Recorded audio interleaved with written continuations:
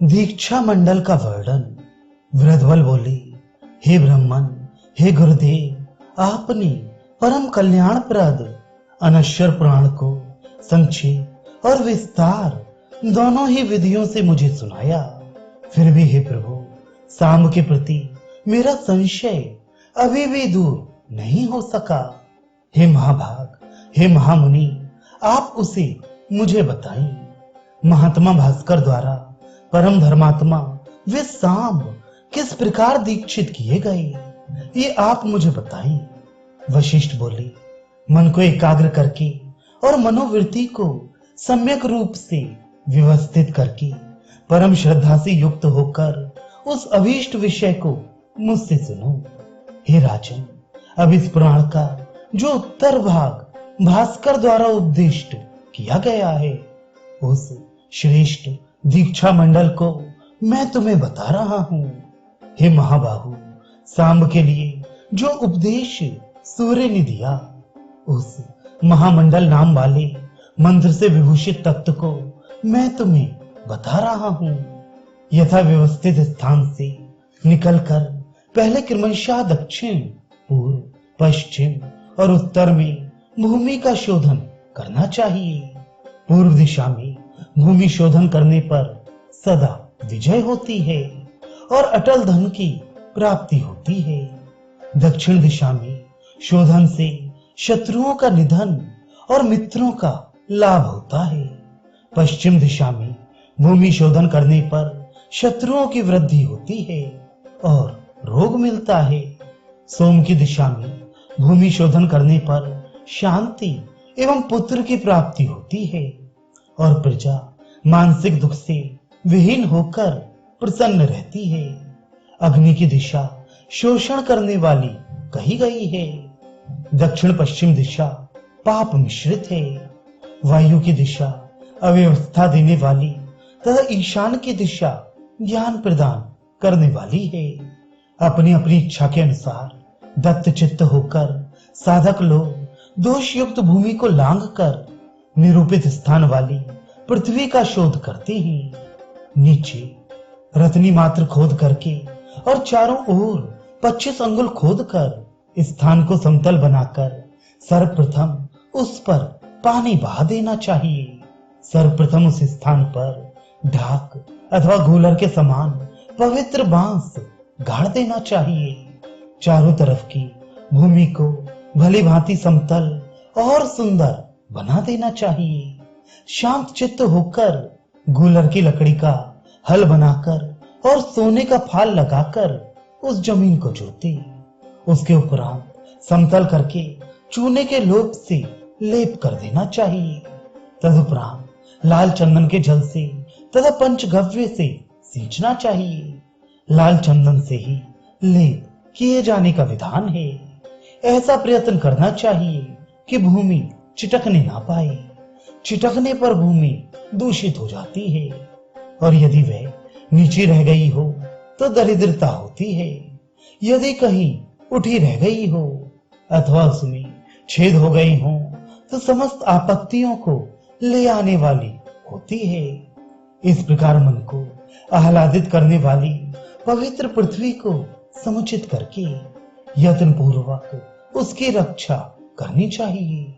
उस पृथ्वी के उत्तरी छोर पर विशाल गुरु भवन बनाना चाहिए। समृद्धियों से परिपूर्ण शिष्य गुरु को स्वयं को समर्पित कर दे।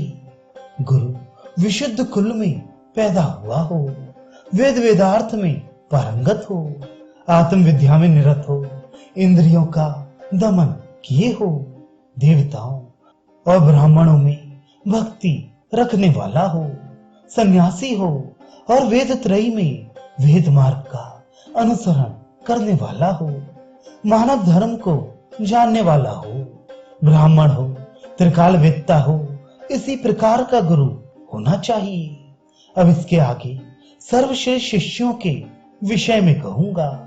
गुरु के ही गुणों के समान शिष्य भी हो, उसके कार्य में लगा हुआ हो, भक्ति भावना से प्रेरित हो और धर्म प्राप्ति के फल के प्रति लगा हुआ हो।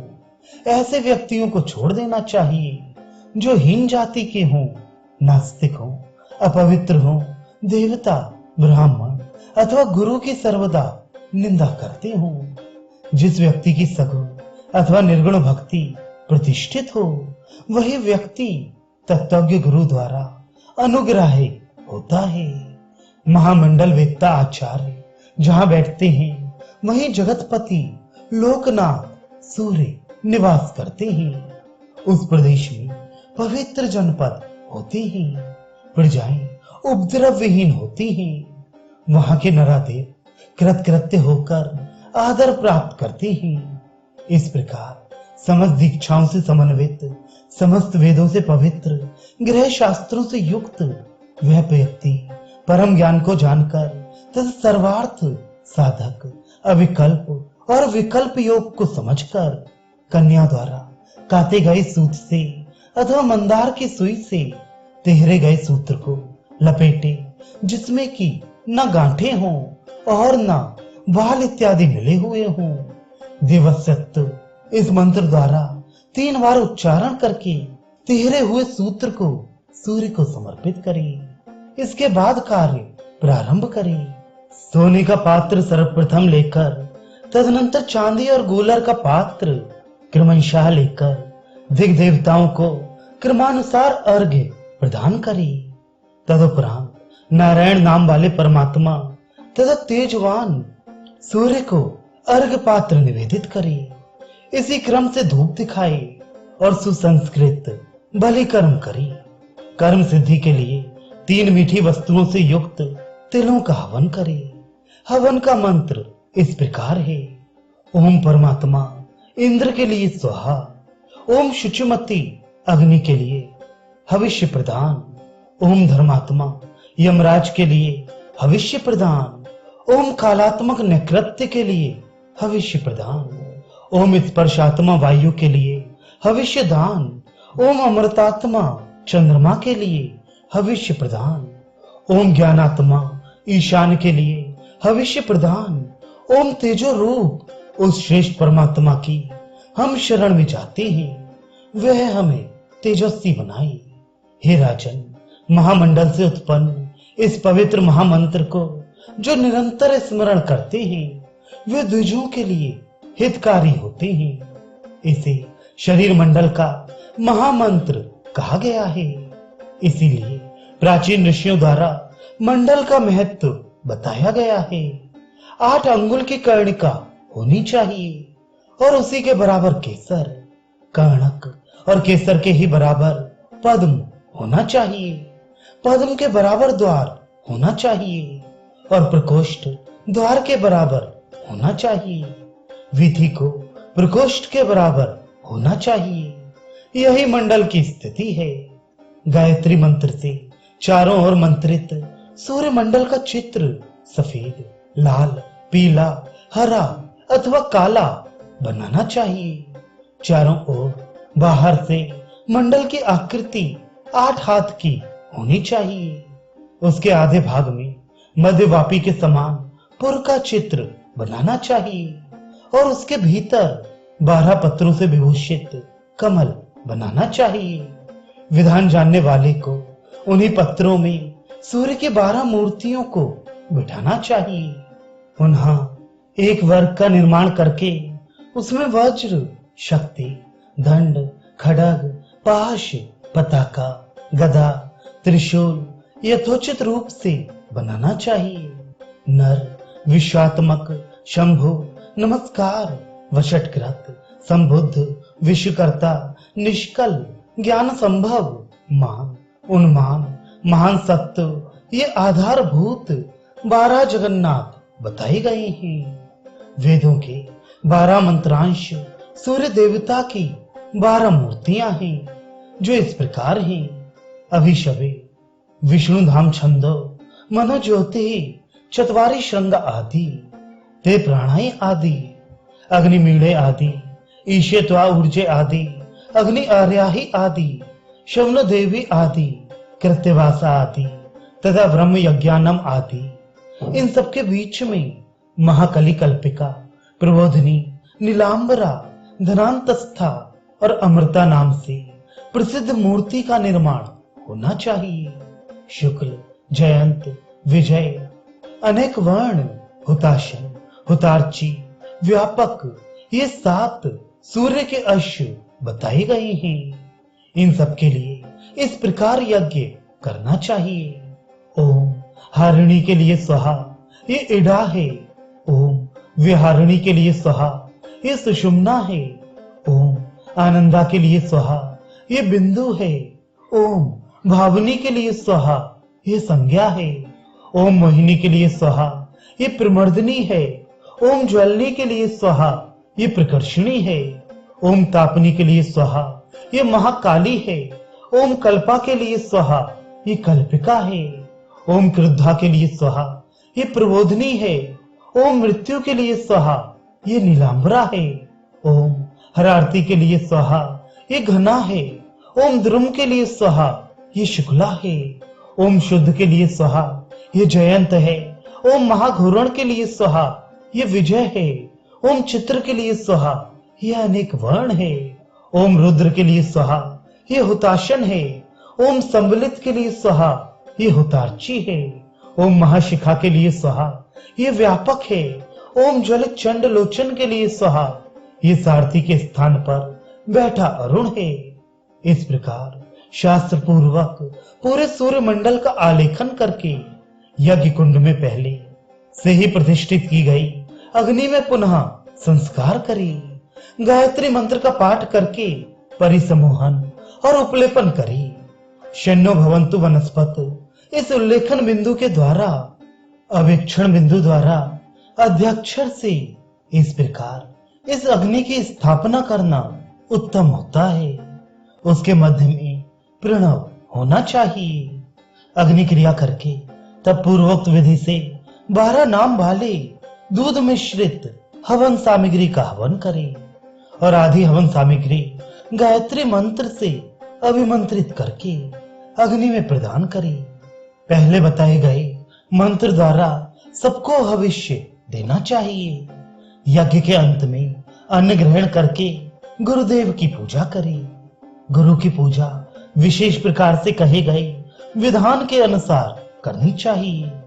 उस विधि के साथ ही प्रभात बेला में पुनः वाचन करते हुए दोनों व्रत परायण गुरु शिष्यों को धर्म संलग्न होना चाहिए। सर्वप्रथम बेतान, ध्वजा, मालाओं और कलशों से विभूषित पूर्वोक्त ढंग से सूर्य मंडल का चित्र बनाना चाहिए। तदनंतर विमल दर्पण, छत्र, वस्त्र से अवगुंठित नाना प्रकार के पूजोचित उपहारों से गुरु मंत्र परायण होकर पूजा करनी चाहिए। कुश से युक्त 4 अंगुल ऊंची वेदी बनाकर पश्चिमी मंडल द्वार पर शिष्य को ठहराना चाहिए। तदनंतर सूर्य की पूजा करके मंत्रोल्लेख अभिषेक करके और प्रदक्षिणा करके शिष्य के मंडल में प्रविष्ट हो जाने पर यह तत्व न्यास संपन्न करना चाहिए। ओम अम द्वारा सिर स्पर्श, ओम आम द्वारा हृदय स्पर्श, ओम हीम द्वारा नाभि स्पर्श, ओम हीम द्वारा चक्षु स्पर्श, ओम द्वारा नासिका स्पर्श, ओम फट ओम द्वारा कर्णों का स्पर्श, ओम हुम ओम द्वारा मुख का स्पर्श, ओम छम ओम द्वारा जिह्वा स्पर्श, ओम छाम द्वारा शिखा का स्पर्श और पुनः ओम द्वारा पूरे शरीर का स्पर्श। इस विधि से न्यास संपादित करके अष्टपुष्टिक देना चाहिए। ओम पद्म के बीच में भूतात्मा किरणपति के लिए स्वाहा, ओम पूर्व दिशा के खद्योत के लिए स्वाहा, ओम दक्षिण दिशा में सशक्त के लिए स्वाहा, ओम पश्चिम दिशा में अमृत के लिए स्वाहा, उत्तर दिशा में वक्ष स्तंभ के लिए स्वाहा, ओम अग्निकोण में अव्यक्त के लिए स्वाहा, ओम नैऋत्य में क्षय के लिए स्वाहा, ओम वायव्य कोण में अक्षय के लिए स्वाहा, ओम ईशान कोण में संघाती के लिए स्वाहा। इस प्रकार पूर्वोक्त मंत्र द्वारा अष्ट मूर्तियों के लिए हविष्य प्रदान करें और मंत्र न्यास किए हुए अभिषिक्त व्यक्ति को दीक्षा योग से युक्त करना चाहिए। ओम पवित्र अग्नि के लिए स्वाहा करके यज्ञोपवीत देना चाहिए। ओम धर्मराज के लिए स्वाहा कहकर दंड काष्ठ देना चाहिए। ओम बार बार किए गए पापों के समूह के लिए स्वाहा। मेखला की यज्ञोपवीत वृक्ष की त्वचा से बना हुआ होना चाहिए और दंड काष्ठ पलाश, गोलर और खदिर के दंड का होना चाहिए। मेखला कुश, मूंज, मौरवी अथवा बेल की बनी हुई होनी चाहिए। पुनः इस प्रकार यज्ञ किया जाए। ओम सरस्वती के लिए स्वाहा, ओम वेदवती के लिए स्वाहा, ओम चर्यावती के लिए स्वाहा, ओम सत्यवती के लिए स्वाहा, ओम ध्रुवावती के लिए स्वाहा, ओम सौवावती के लिए स्वाहा, ओम प्रतिष्ठावती के लिए स्वाहा। इस प्रकार इन मंत्रों से प्रज्वलित की हुई अग्नि में घी की आहुतियां देकर पाक यज्ञ पात्र से पूर्वोक्त मंत्र द्वारा 7 आहुतियां दी। इस प्रकार विधान पूर्ण करके गुरु अग्नि कुंड से भस्म लेकर शिष्य की देह में 5 स्थानों पर लगाई और इस प्रकार उच्चारण करे। ओम पूर्व मध्य में चित्र के लिए स्वाहा, ओम पूर्व में खम के साथ विष्णु के लिए स्वाहा, ओम दक्षिणा में हिंसा के लिए ठा ठा के साथ स्वाहा, ओम पश्चिम में विद्वान के लिए ठा ठा के साथ स्वाहा, ओम उत्तर में लिखन के लिए ठा ठा के साथ स्वाहा। इस प्रकार शरीर के समस्त अंगों में भस्म का लेप करे और कहे छोम सोमवती के लिए स्वाहा, ओम शुभका के लिए ठा के साथ स्वाहा, ओम प्रेमवती के लिए ठा ठा के साथ स्वाहा, ओम वाजनवती के लिए ठा ठा के साथ स्वाहा। इन आहुतियों को देखकर होम के अंत में गृह समेत समस्त उपकरणों को बिना प्रार्थना किए हुए विधान पूर्वक दीक्षा करने वाले गुरु को दे देना चाहिए।